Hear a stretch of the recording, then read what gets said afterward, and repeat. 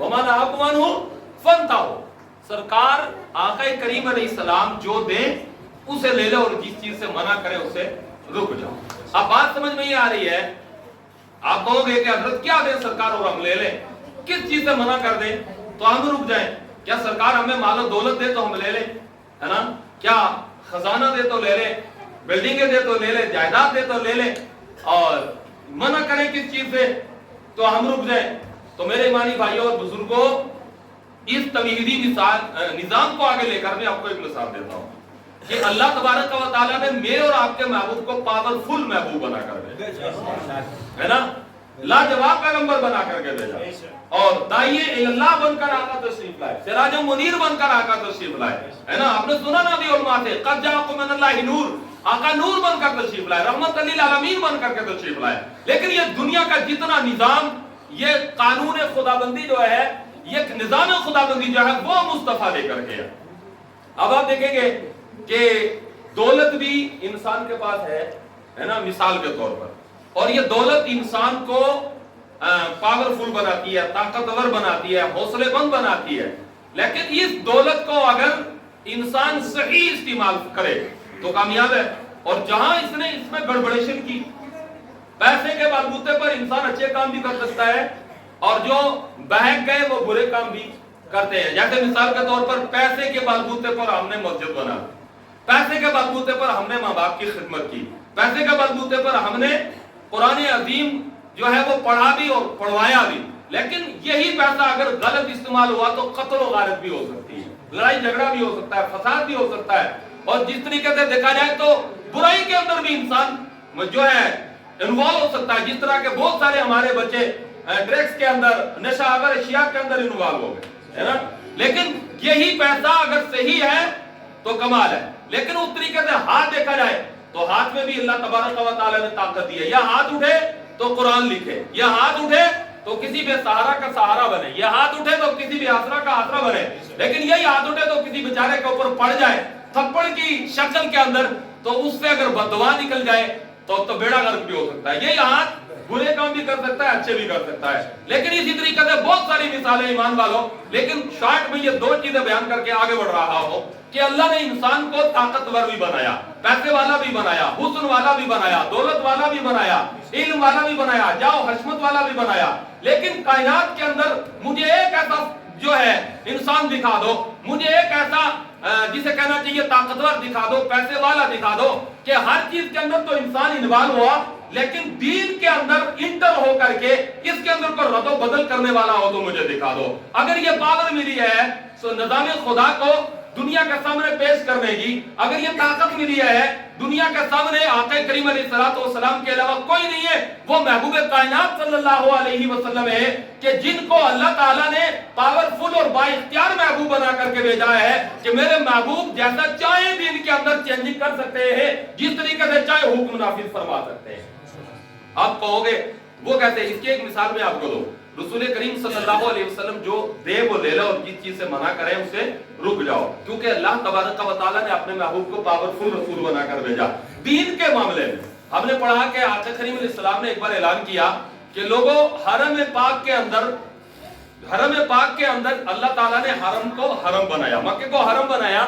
اس کے اندر آپ کوئی چیز جو ہے وہ کاٹ نہیں سکتے, کوئی چیز مار نہیں سکتے, اور آپ اس کے اندر جو گھاس ہے یہ بھی آپ نہیں کاٹ سکتے. اسی گھاس کے تعلق سے احادیث مبارکہ کے اندر آیا تو حضرت ابن عباس رضی اللہ تعالیٰ عنہ کھڑے ہو گئے, آقا کریم علیہ الصلوۃ والسلام کے چچا ہیں. عرض کرتے ہیں یا رسول اللہ, یہ مکہ المکرمہ یہ حرم ہے نا, اور حرم پاک کے اندر ٹھیک ہے ہم کوئی چیز توڑ نہیں سکتے, کاٹ نہیں سکتے, مار نہیں سکتے, لڑائی نہیں, جھگڑا نہیں, جنگ و جدال نہیں, کچھ نہیں, پر میرے آقا یہ جو گھاس ہے نا, ظہیر گھاس, اس کو کاٹنے کی اجازت دو, یہ ہمیں سونا پگھلانے کے کام آتا ہے, اگر کوئی مر جاتا ہے تو تختے کے اوپر لگانے کے کام آتا ہے. تو میرے آقا کریم علیہ السلام نے یہ نہیں فرمایا کہ میرے چچا اب خدا نے قانون نافذ کر دیا کہ حرم پاک میں سے کوئی چیز آپ اکھیڑ نہیں سکتے, توڑ نہیں سکتے, ضائع نہیں کر سکتے, بلکہ میرے آقا فرماتے ہیں ٹھیک ہے اجازت ہے, آپ کی ظہیر گھاس جو ہے اس کو یوز کر سکتے ہو, استعمال کر سکتے ہو, کاٹ سکتے ہو. اب دیکھو دین کے معاملے میں رسول کریم صلی اللہ تعالی علیہ وسلم کا اختیار اور نظام اور وقار دیکھو کہ آقا نے اجازت عنایت فرما دی. اسی طریقے سے ایمان والو, ایک مرتبہ کیا ہوا, میرے آقا نے اعلان کیا کہ لوگوں عید کی نماز ہمارے ساتھ پڑھی جائے اور اس کے بعد قربانی کی جائے نا. اب میرے محبوب کی شان بے مثالی یہ ہے کہ آقا کریم علیہ السلام ایک حکم اگر ایک آدمی کے لیے، ایک الگ انسان کے لیے نافذ فرما دے اور باقی کو اس سے منع کر دے تو حقیقت یہ ہے کہ کوئی اس کو اس کے اندر دخل نہیں دے سکتا ہے نا. اب سرکار نے عید کی نماز پڑھائی اور اس کے بعد فرمایا، خطبہ ارشاد فرما کر کہ اب آپ قربانی کر سکتے ہو. اور یہی ہوتا ہے عید الاضحیٰ کے دن سب سے پہلے عید پڑھو اس کے بعد قربانی کرو. پر جب میرے محبوب نے اعلان کیا تو ایک صحابی اٹھ کر کھڑے ہو گئے، یا رسول اللہ میرے پاس عید کی قربانی کے لیے ایک جو ہے بکری تھی اور میں نے اس کو ذبح کر دیا اور ذبح کر کے میں نے گوشت کھایا، پڑوسیوں کو کھلایا، میں چلا آیا، مجھے نہیں تو پتا، میں نے سوچا آج کو کھانے کا دن ہے، دعوت کا دن ہے، خوشی کا دن ہے. میرے محبوب علیہ السلام نے فرمایا کہ تمہاری وہ قربانی نہیں ہوئی ہے جو تم نے نماز سے پہلے دی ہے. تو عرض کرتا ہے یا رسول اللہ اب کیا کروں، میرے پاس اور کوئی جانور بھی نہیں ہے، لیکن ہاں بکری کا ایک بچہ ہے جو 6 مہینے کا ہے نا، عمر کا پورا نہیں ہے، تو اگر اجازت ہو تو وہ دے دوں. تو میرے محبوب نے ارشاد فرمایا کہ تمہارے لیے یہ اجازت ہے کہ تم اس 6 ماہ کے بچے کی قربانی دے سکتے ہو، پر باقی کے لیے اس کی اجازت نہیں ہے. یہ دیکھو اختیار مصطفیٰ. اور اسی طریقے سے ایمان والوں میں آپ کو بتاؤں کہ دین اسلام کا جو معیار ہے، دین اسلام کا جو سسٹم ہے، یہ اللہ تبارک و تعالیٰ نے اپنے محبوب کو دیا ہے. میرے آقا کی کریم صلی اللہ علیہ وسلم کی ہر ادا بے مثال ہے. مختصر میں آپ کو اپنے بیان کے اندر جو بتانا چاہتا ہوں، جو میری تقریر کا محافل ہے، جو میری تقریر آپ تک پہنچانے کا مقصد ہے، وہ یہ ہے کہ دنیا والوں اور میرے محبوب کے دیوانوں، عاشقوں، یہاں علماء کی ایک عظیم الشان جماعت موجود ہے. میں یہ کہنا چاہتا ہوں کہ آقا کریم علیہ السلام کا میلاد ہمیں یہ درس دیتا ہے کہ آقا کریم علیہ السلام کی ہر ادا ہمیں یہ درس دیتی ہے کہ دنیا کے کتنے قانون ہوں ان کو ہمیں فالو نہیں کرنا. یہ قانون بنتے رہیں گے، ہمیں ان کو دنیاوی اعتبار سے فالو کرنا ہے، لیکن اگر دین و دنیا کی بھلائیاں ہمیں چاہیے اور دونوں جہان کی عزت اور وقار چاہیے تو اللہ تبارک و تعالیٰ کے محبوب کی اداؤں کو ادا کرنے کے بغیر ہمارا نہ یہاں کوئی گزارا ہے نہ وہاں کوئی گزارا ہے. اعلیٰ حضرت رضی اللہ تعالیٰ عنہ نے ہر مقام کے اوپر شعر لکھے اور پوری زندگی رسول کریم صلی اللہ علیہ وسلم کی ایک ایک ادا کے اوپر آقا کریم علیہ السلام کے مبارک اشعار اعلیٰ حضرت نے لکھے ہیں. اعلیٰ حضرت نے لکھا کون دیتا ہے دینے کو منہ چاہیے. کون دیتا ہے مجھے بتاؤ کون دیتا ہے نا. یہ کیا ہوا، یہ کبھی اس دفتر کا چکر لگایا، کبھی اس کا لگایا، کبھی اس کا لگایا، کبھی اس کا لگایا. یہ دیتے کیا ہے نا، وقتی طور پر انسان کو خوش کر دیا، تھوڑا بہت دے دیا، لیکن پھر بھی انسان کی ضروریات پوری نہیں ہوتی ہے. لیکن ایمان والو سرکار کی بارگاہ وہ ہے کہ سرکار کی بارگاہ میں جو ایک مرتبہ چلا گیا اس کو اتنا دے دیا کہ خالی اس کی زندگی کے لیے نہیں کہ وہ پورا ہو گیا، خالی زندگی کے لیے نہیں دیا اس کو، ہے نا، اتنا نہیں دیا. جاؤ 2 سال کے بعد پھر آنا، ہمارے جیسے نظام آج کے چل رہا ہے دفتروں پہ چکر لگانے کے لیے نا، لیکن آقا کی بارگاہ میں جو چلا گیا، اعلیٰ حضرت ارشاد فرماتے ہیں کہ سرکار کی بارگاہ میں جو آ گیا کون دیتا ہے دینے کو منہ چاہیے، ہے نا. اس مصرے کو مد نظر رکھ کر کے فرمایا گیا کہ ایمان والو سرکار کی بارگاہ وہ ہے کہ جو اس میں آ گیا پھر اس کو خالی یہ نہیں کہ زندگی کے لیے دیا، یہ نہیں 2 سال کے لیے دیا، 1 سال کے لیے دیا، بلکہ مصطفیٰ کی بارگاہ میں جو دیوانہ جھولی لے کر کے آ گیا پھر میرے آقا نے اس کو اتنا عطا کر دیا اور اتنا عطا کر دیا میرے حبیب نے کہ جا تجھے خالی دنیا تک نہیں بلکہ دونوں جہان کے لیے کافی ہے. یہاں بھی کامیاب ہے وہاں بھی کامیاب.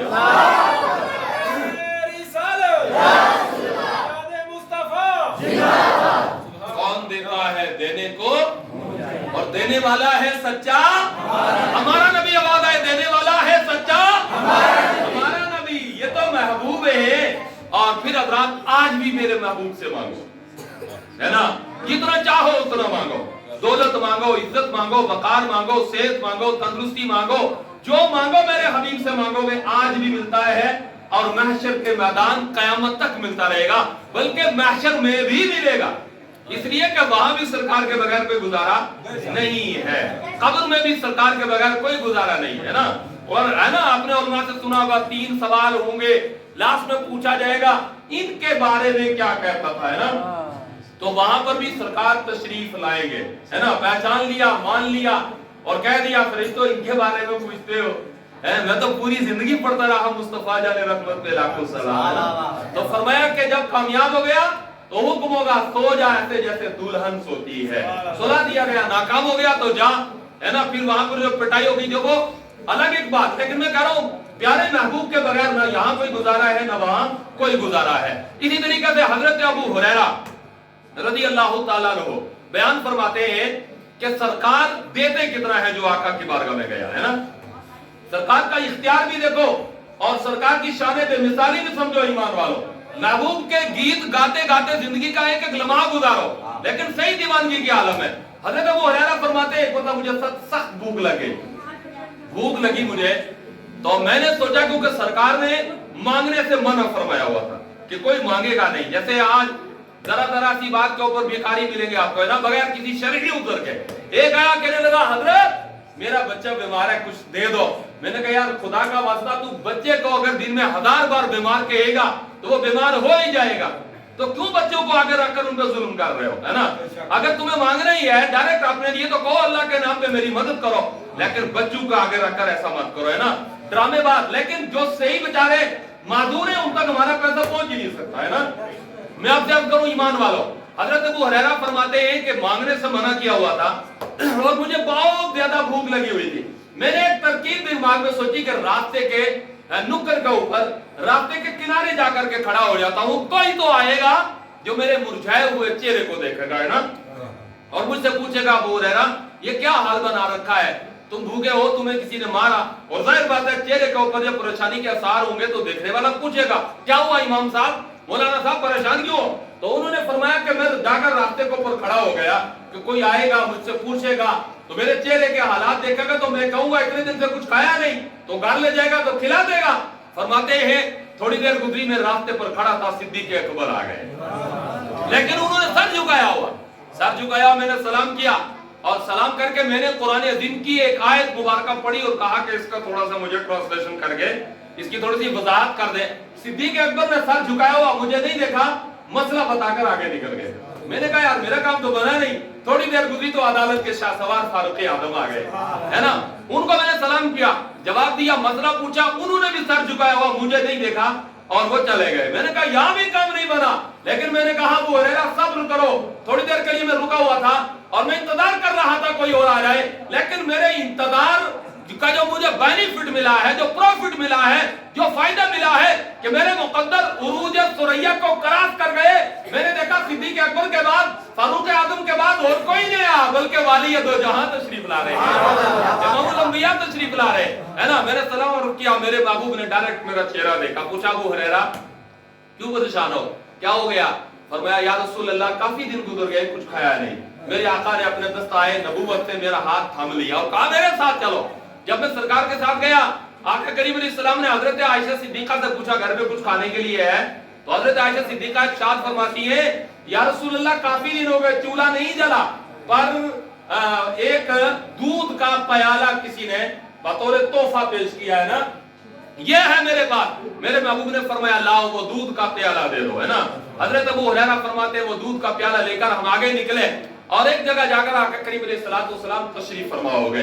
अब मैं सोच रहा था भूख इतनी है कि सरकार मुझे जल्दी से दे और मैं उसको नोश कर लूं, मैं उसको पी लूं, लेकिन नहीं, मेरे आका ने फरमाया अबू हुरैरा जरा जाओ असहाबे सुफ़ा को बुला करके लेकर आओ। बोले मैं सहाबे सुफ़ा को बुला कर लाया, लेकिन ख्याल आया कि वो 70 से भी जायद है ना, बहुत ज्यादा वो पी जाएंगे, ये दूध खत्म हो जाएगा तो मेरी भूख का क्या होगा, है ना। बोले मेरे आका करीम अलैहिस्सलाम के हुक्म के मुताबिक मैं बुला कर ले आया। मेरे हबीब ने फरमाया अबू हुरैरा एक तरफ से पिलाना शुरू कर दो। बोले मैंने पिलाना शुरू कर दिया। अब सहाबे सुफ़ा पीते जा रहे हैं ना, और बोले जब पूरे पी चुके ना, तो मैं देख रहा हूँ दूध की तरफ दूध का प्याला वैसे ही है। अब थोड़ी देर गुजरी, जब खत्म हो गए सब पीकर, मतलब कंप्लीट हो गए, सबने पी लिया, तो वो मैंने दूध का प्याला सरकार की बारगाह में पेश किया। ख्याल दिया था कि आका मुझे कहे पियो, पर मैंने अदबन पेश किया कि लो या रसूल अल्लाह वो साहब सुफ़ा पी चुके हैं। बोले मेरे महबूब ने फरमाया अबू हुरैरा से फरमाया कि आप पियो, यानी मैंने कहा आका आप पियो पहले, फरमाया नहीं अबू हुरैरा तुम पियो। बोले मैंने बैठ कर जो पीना शुरू किया तो पहली ही मर्तबा पीने से मेरी भूख तो कंप्लीट हो गई, पर फिर इरशाद होता है अबू हुरैरा और पियो। बोले मैंने पीना शुरू किया, फिर और पिया, मेरा पेट भर गया। फिर आका ने फरमाया और पियो। बोले मैंने तीसरी मर्तबा भी खूब पेट भर करके पिया। अब मैंने कहा या रसूलल्लाह गुंजाइश नहीं रही है, मेरा पेट भर चुका है। मैंने सरकार की बारगाह में पेश किया प्याला, देखा तो उसके अंदर कोई कमी नहीं आई, दूध का वो प्याला वैसे का वैसे था, है ना। और फिर मेरे महबूब ने उसको नोश फरमाया। अब ईमान वालों, आला हजरत इमाम अहमद रजा खान फाज़िल बरेलवी रज़ी अल्लाह ताला अन्हु ने जब इस हदीस पाक को पढ़ा ना, तो एक शेर में इस हदीस को बयान फरमाया। आला हजरत ने कहा, क्यों जनाबे अबू हुरैरा, जरा मोहब्बत से सुभान अल्लाह कह दो। मेरी तकरीर ऐसी ठंडी सी तकरीर होने लगी आजकल, पता नहीं मैं आपकी दुआओं का तालिब हूं। फरमाया क्यों जनाबे अबू हुरैरा, कैसा था वो जानशीर जिससे 70 साहिबों के दूध से मुंह फिर गए, जिससे 70 साहिबों के दूध से मुंह फिर गए। यानी शान करीमी मेरे आका की देखो कि एक प्याला दूध का 70 सहाबा इकराम को पिलाया, खुद भी नोश फरमाया, अबू हुरैरा को भी पिलाया, और वो दूध का प्याला उसकी बरकतें वैसे ही वैसे रही। इसलिए कि अल्लाह के हबीब ने जिसको दिया ना, इतना दिया कि उसको फिर दोबारा मांगने की जरूरत नहीं बनी। और यही जनाब अबू हुरैरा है, फरमाते हैं मैं सरकार से जो सुनता था, हदीस बयान करते आका, कुरान बयान करते, खुतबा बयान फरमाते, तो मैं जो आका करीम अलैहिस्सलाम से सुनता था मुझे भूल जाता था, है ना, मुझे भूल जाता था। मैंने एक मर्तबा की या रसूल अल्लाह आप जो बयान करते हैं मैं भूल जाता हूं। तो मेरे आका करीम अलैहिस्सलाम ने ये नहीं फरमाया कि तुम गाओ खमीरा खाओ या दिमागी नहीं यूज करो, है ना। आका करीम अलैहिस्सलाम ने ये नहीं फरमाया कि जाओ तुमको इलाज करो। मेरे महबूब ने फरमाया अबू हुरैरा तुम अपनी चादर बिछा दो। फरमाते ये नहीं कहा कि मुट्ठियां दो, तुम अपना जो है दामन आगे करो, बल्कि फरमाया चादर बिछा दो। बोले मैंने चादर बिछाई ना, तो मेरे महबूब ने दोनों मुट्ठियां मुबारक भर कर चादर के ऊपर डाली, है ना।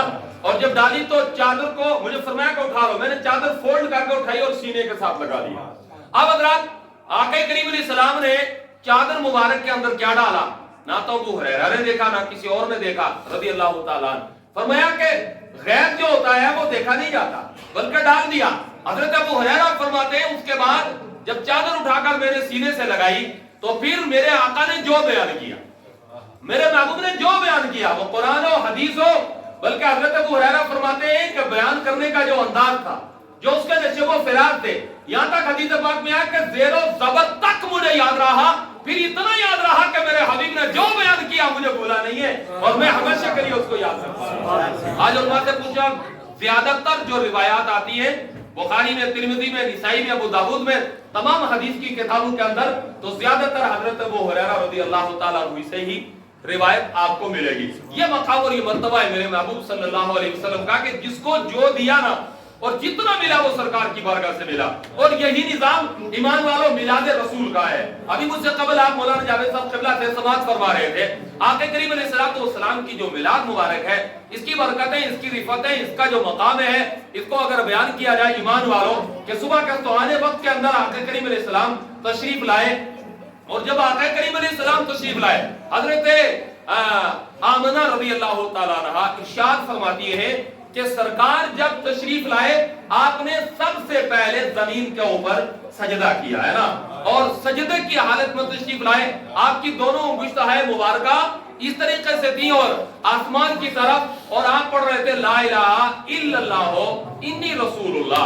अब आप देखिए आका तशरीफ लाए तो आका ने आते ही दुनिया के ऊपर अपनी पेशानी नूर को जमीन के ऊपर रख दिया और सजदा किया, है ना, और क्या पढ़ा, सुभान रब्बियल आला, सुभान रब्बियल आला, अल्लाह की हम्दो सना बयान की। लेकिन हज़रात कमाल देखिए आप कि पेशानी नूर का जो मकाम और जो मर्तबा है कि जमीन के ऊपर अगर पेशानी महबूब लग गई है, फरमाया कि उससे पहले आका करीम अलैहिस्सलाम तशरीफ जब नहीं लाए थे तो पूरी दुनिया के अंदर निजाम यह था कि तुमने जहां भी नमाज पढ़नी है तो उसके लिए जगह और वक्त मुतय्यन था, यानी तुमने जगह पर नमाज पढ़नी है, जगह की तकर्रुरी थी, कहीं भी जाओ लौट कर आओ तुम्हें यही नमाज पढ़नी है।